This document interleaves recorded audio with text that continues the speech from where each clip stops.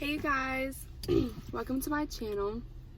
My name is Sarah, and for today's video, I think what I'm going to be talking about is a little story time of being 17 and pregnant.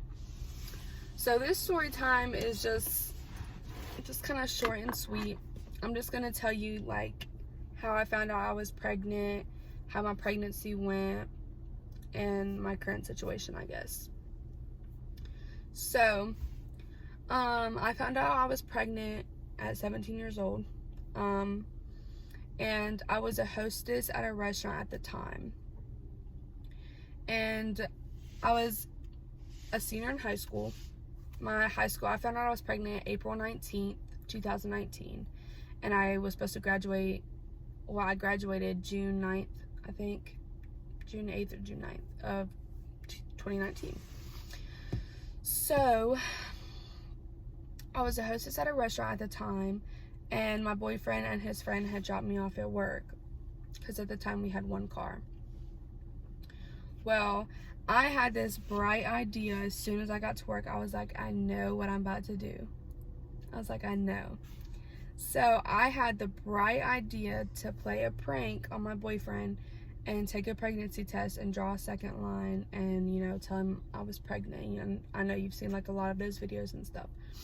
So I did that, and I've actually done that quite a few times before, but they were all negative. All of the other ones were negative, except for this one. So this one, I had gotten to the bathroom. I asked my boss to bring me a pregnancy test to work when she got there, and we went to the bathroom, and I took the pregnancy test. Well, when I took it, I had seen a dark line and I had seen a faint line. Now, at the time, I didn't know that a dark line and a faint line is still, a faint line is still a positive test. I did not know that. So I had actually told my mom that minute, and I texted her, and I was like, I sent her a picture of the pregnancy test, and I was like, what does this mean? And she was like, whose is that? And I was like, Mom, it's mine.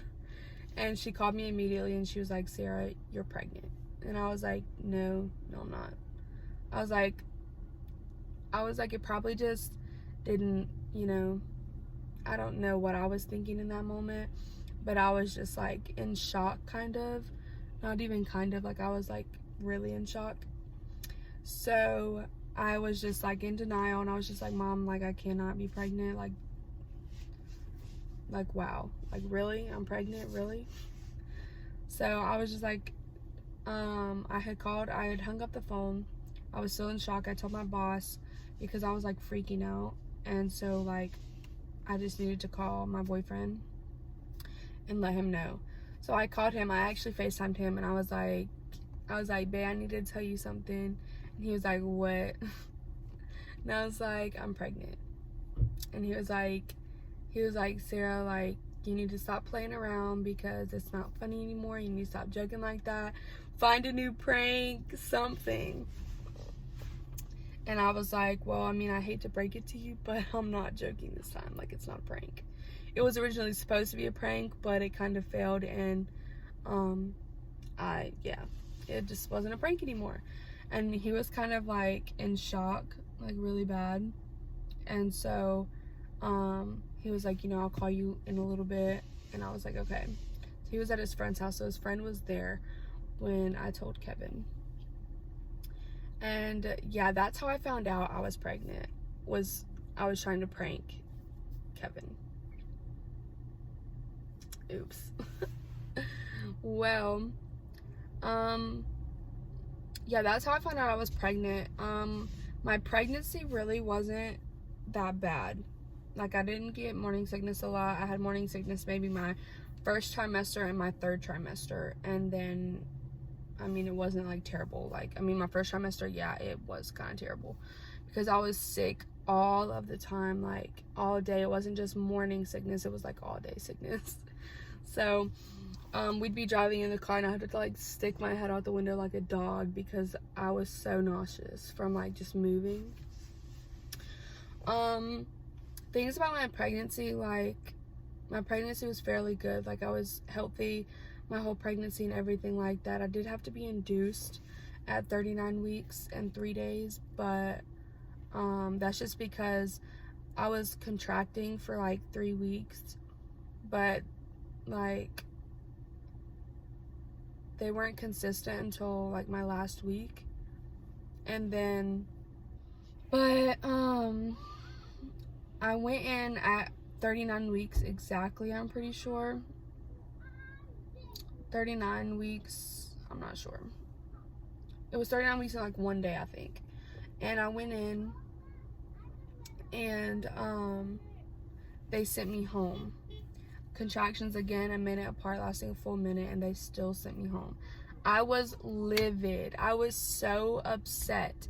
My mom was with me and my boyfriend was with me, and we were all just kind of pissed off because like they told me that they wouldn't help progress my labor until I was 39 weeks. They told me that when they stopped my labor the first time. And I was just really angry. Like, I was almost 40 weeks pregnant, and I was just huge, and I was tired, and I was swollen and puffy, and I was hurting so bad because my contractions were bad. And then they're just gonna send me home like that, which really pissed me off. Like, it really pissed me off. But I had gotten home, like, we had gotten home, I think we were at the gas station. No, we weren't. I had gotten home and everything, and I didn't like see my phone ring, but the hospital called me like 3:45 in the morning. I obviously didn't answer. I was sleeping. And so later the next day, we were at the gas station getting gas, and I had gotten a call from the hospital, and they had scheduled a date to be induced.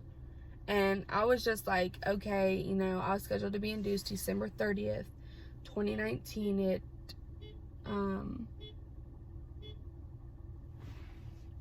Anyways, that's when I was scheduled to be induced. And so, you know, I was just like, whatever, which kind of didn't make sense because like I had just went to the hospital and stuff, but then, you know, they're gonna send me home and then schedule me to be induced, like whatever. But yeah, I had to be induced. I was induced at 8 p.m. on December 30th, and I had my daughter at 4:17 a.m. December 31st. So my labor wasn't that bad. I mean, contractions obviously were terrible because I was induced. I mean, it's terrible anyways, but you know. But I got an epidural at 3 centimeters dilated, and my labor was it wasn't even it was like really fast. So yeah, my daughter is now 3 months old. You can't even see her, she's still pretty small. I need to adjust that mirror back there. But yeah, she'll be 3 months old on March 31st. Yeah, I'm still with her dad and everything, but yeah. And honestly, y'all, being a teen mom, it's not bad. Like, if you have a good head on your shoulders and you have a good support system and everything, and you know what you have to get done, it's not bad at all. And don't let anyone sit here and tell you that just because you're young and everything, that you have your whole life ahead of you to have kids. Like, no, you don't. No, you don't. Because just because you can have one kid does not mean the next one is guaranteed. So literally, if you are a teen mom, keep your head up and everything. Like, that's my best advice. Keep your head up, and you know what, just do you and do what's best for you and your baby. Don't let anyone try to make decisions for you. Just do what you have to do, because at the end of the day, the only thing that matters is your child and yourself. So don't let anyone try to tell you that, you know, you're a bad person for having a kid at a young age, you're stupid. Like, no, you're not. Like, it's really sad how society is nowadays as far as like young moms. But everyone I know had their kid at a young age, and they're badass moms. Like, they're badass people. So all you gotta do is look in the mirror every morning and tell yourself that you're a badass and you can get it done. Because honestly, I would not change this for the world. Like, I wouldn't change it to have my kid later on. Like, I would prefer to have my kids at a younger age rather than being a little bit older, as far as like in my 30s. I'm good starting my children, like having my children now. So, you know what? Just keep your head up and just live your life. That's all I have for today. But I hope you guys enjoyed this video, and please like and subscribe. And if you leave comments, please make them be positive. Okay, and I hope to see you guys in my next video. Bye.